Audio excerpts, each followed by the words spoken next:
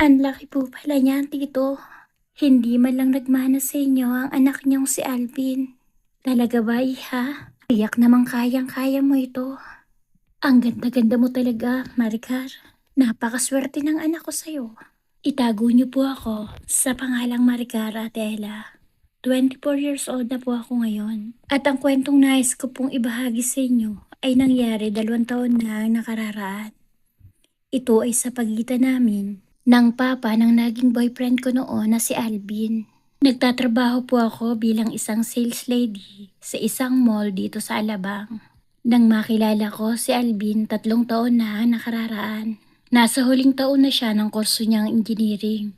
Samantalang ako naman, pagkatapos ng senior high school ay hindi na nakapagpatuloy pa ng pag-aaral. Bunga na rin ang kakapusan namin sa buhay. Alam ko may sinasabi ang pamilya ni Alvin. Nakaluluwag sila sa buhay dahil nag-iisa lang itong anak at ang mga magulang niya ay kapwa nasa ibang bansa. Sa pagkakaalam ko, isang seaman ang kanyang ama. Ang ina naman niya ay nasa Italy. Maraming mga plano sa buhay si Alvin. Marami siyang mga pangarap para sa aming dalawa. At nangako rin siya sa akin na magpapakasal kaming dalawa pagkatapos niya ng college. Ilang beses na rin may nangyari sa aming dalawa. Hindi na ako nagpakipot pa nang inaya niya ako isang araw para ibigay ko ang sarili ko sa kanya.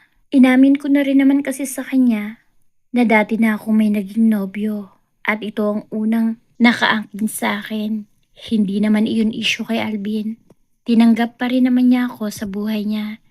At ang sabi niya, ang nakaraan ay tapos na dahil sa maganda niyang pag-ugali, pagiging magalang sa mga magulang ko at galante, ay buong puso ko ring minahal si Alvin.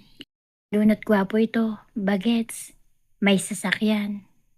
At inggit na inggit sa akin ang mga kasamahan ko tuwing sinusundo niya ako sa trabaho. Maayos ang lahat. Ang 1 taon naming dalawa ni Alvin noon ay naging masaya. Hanggang sa umuwi ang papa niya at ipinakilala niya ako rito. Mahal, sa Sunday, sama ka sa bahay. Dumating na ang daddy ko at gusto kanya makilala.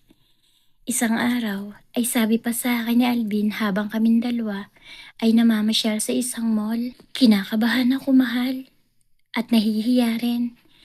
Baka hindi ako matanggap ng daddy mo. Sinabi mo ba sa kanya na mahirap lang ang pamilya ko? Oo naman, mahal. Hindi naman matapobre ang mga magulang ko, huwag kang mag-alala. Ang paniniguro pa sa akin ni Alvin hanggang sumapit ang araw ng linggo. Ibinili ako ni Alvin ng maayos na kasuotan at isinama ako sa kanila. Buong pagmamalaki niya akong ipinakilala sa daddy niya. Dad, girlfriend po. Ito nga po pala ang babaeng minamahal ko, si Maricar.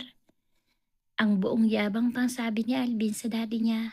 Nakatitig lang sa akin ang kanyang ama na nagpakilala sa pangalang Mark. Hindi ko rin naman nakalain na bata pa pala ang tatay ni Alvin. 43 years old pa lang ito at parang nasa early 30s pa lang ang itsura. Mas maporma siya at mas gwapo kumpara kay Alvin. Malakas din ang kanyang personalidad. Kabadong-kabado ako, lalo na nang bahagya pa niyang pisilin ang palad ko nang magdaop ang aming mga kamay. Totoo pala ang sabi ng anak ko, iha. Maganda ka nga pala talaga, Maricar. Ang sabi pa ni Tito Mark sa akin. Naku, hindi naman po gaano, Tito. Ang nahihiya pang sabi ko sa kanya. Masaganang hapunan ang pinagsaluhan namin sa kanilang malaking bahay.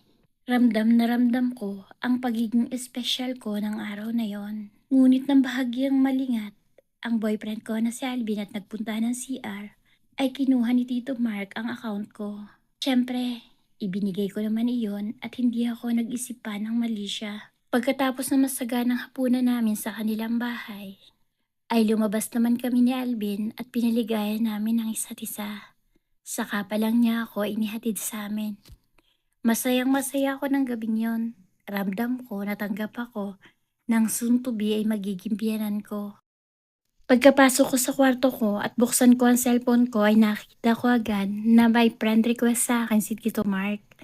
At may mga message na rin pala ito na ang laman ay pawang papuri. At paghanga sa akin, napangiti na lang ako at naisip na playboy pala ang tatay ng boyfriend ko. Bilang respeto ay nag-reply naman ako sa kanya. Ngunit bago pa ako matulog ay tumatawag naman ito. Kaya't nag-video call kaming dalawa. Nagkataon naman na manipis na tela lang ang suot ko ng mga oras na yon.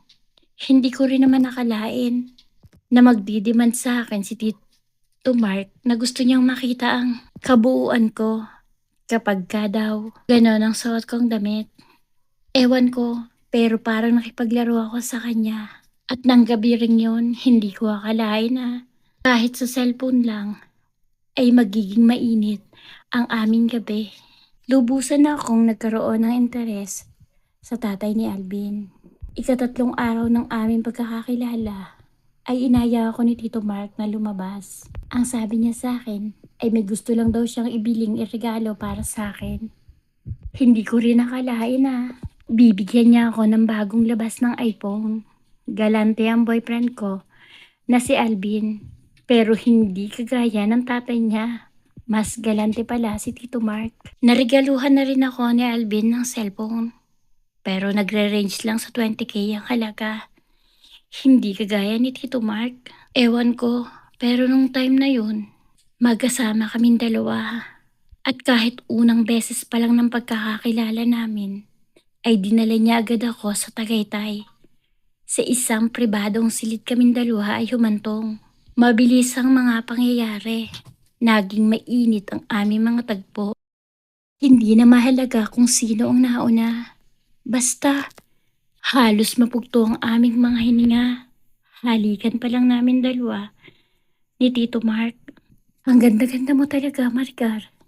Ikaw yata ang pinakamagandang babaeng nakilala ko. Siyempre, bukod sa mama ni Alvin, sabay hirit pa nito. Nakita ko na rin sa picture ang mama niya at totoong maganda. Kahawig ni Angel Aquino. Naging mabilis din ang galaw ni Tito. Mabilis nga niya ako at di ko na namalayang nahubaran na pala niya ako. Halos mamilog ang mga mata niya habang nakatitik sa kabuuan ko. Hindi ko akalaing mangyayari sa ating dalawa ito, Maricar. Ang nakangiting sabi niya. Ako naman ay kinakabahan. Siyempre, tatay ng boyfriend ko ang kasama ko. Napakainit ng labi ni Tito Mark nang lumapat sa balat ko at hindi ko makayang tumanggi. Kay bango-bango rin kasi ng kanyang hininga.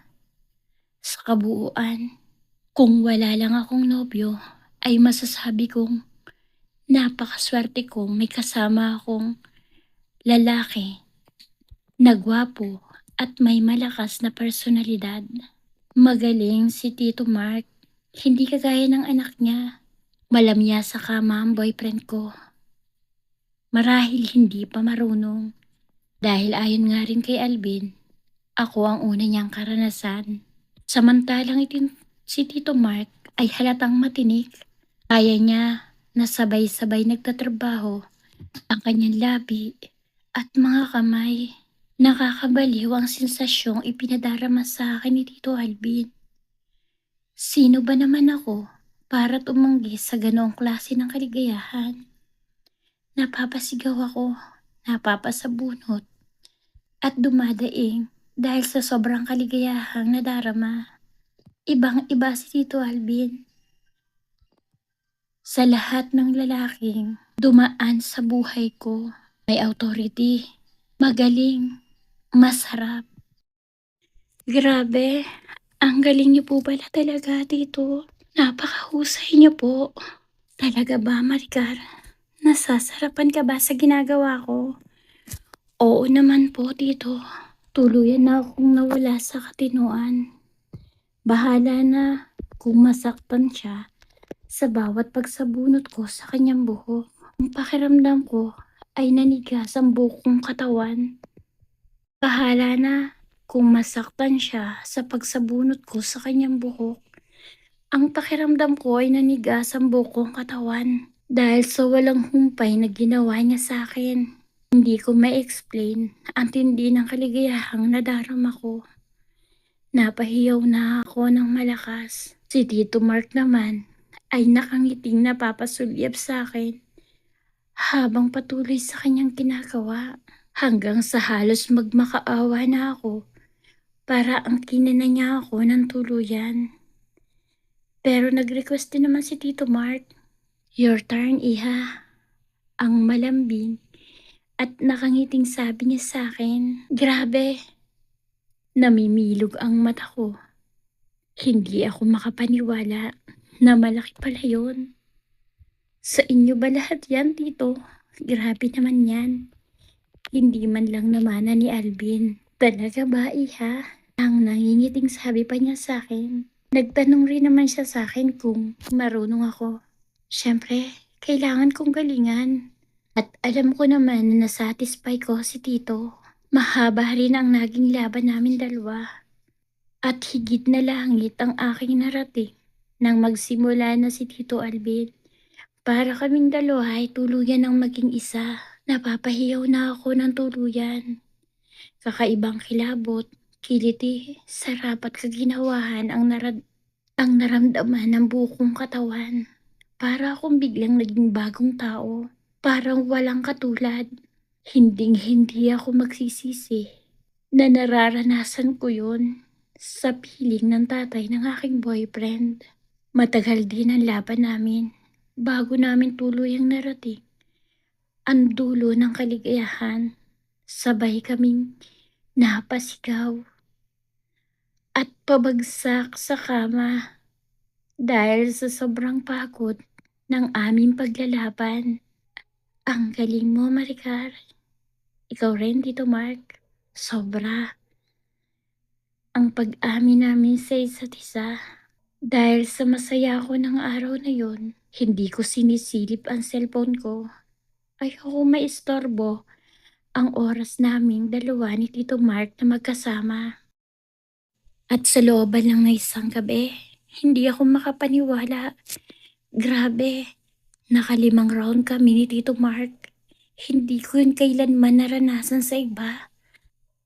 Parang pinakamarami na yung 3. Kay Alvin, isa lang. Minsan lang kami nakadalwa. Samantalang, sa tatay niya, sobra-sobrang naranasan kong kaligayahan. Nagpaulit-ulit ang bawal na tagpo namin ni Tito Mark sa labas. Nang syempre, lihim sa kaalaman ng boyfriend ko na si Alvin na anak niya. Mabuti na lang at hindi naman nag-check ng cellphone ang boyfriend ko. Kaya wala namang problema. Madalas akong gumawa ng paraan at mga dahilan para makaiwas muna sa boyfriend ko. Dahil ang gusto ni Tito Mark habang nasa Pilipinas siya ay siya lang daw muna ang lalaking gagalaw sa akin. Ayaw daw niya nang may kasalo kahit ang sarili niyang anak. At 3 linggo lang naman siya sa Pilipinas. Okay lang yun sa akin. Mabuti na lang at hindi din naman mahilig ang boyfriend ko. Tuwing hapon, pagkahatid sa akin sa bahay ni Alvin, ay saka naman ako gumagawa ng paraan para magtagpo kami ng tatay niya na si Tito Mark. Nang lingid syempre sa aking mga magulang. Ang alam ng parents ko, may pinapasukan akong extra job. Hindi naman sila nagtutuda dahil nagbibigay ako ng pera at nagdadala ako ng mga pasalubong tuwing uuwi. Dahil galanti naman talaga si Tito Mark. Pinakamahina niyang bigay sa akin tuwing magtatagpo kami ang 5,000. Maswerte rin ako na nakaranas akong ibili niya ng gold na bracelet at kwintas. Pero syempre, itinatago ko yun. Ayaw ko naman makita ng boyfriend ko. Sa looban ng 3 linggong pananatili sa Pilipinas, ng tatay ng boyfriend ko ay sobra kaming naging masaya hanggang umalis na ito at pinuntahan ang mama ni Alvin sa Italy. Nalungkot ako syempre at mamimiss ko talaga ito. Nag-iwan naman ito sa akin ng pangako. Hindi maglalaon ay babalik siya ng Pilipinas at muli kami magtatagpo. Dahil wala na si Tito Mark, may time na ulit kami ni Alvin sa isa't isa. Pero iba na, hindi na kagaya ng dati. Hindi na ako masaya. Dahil ang gusto ko ng kasama ay ang daddy niya.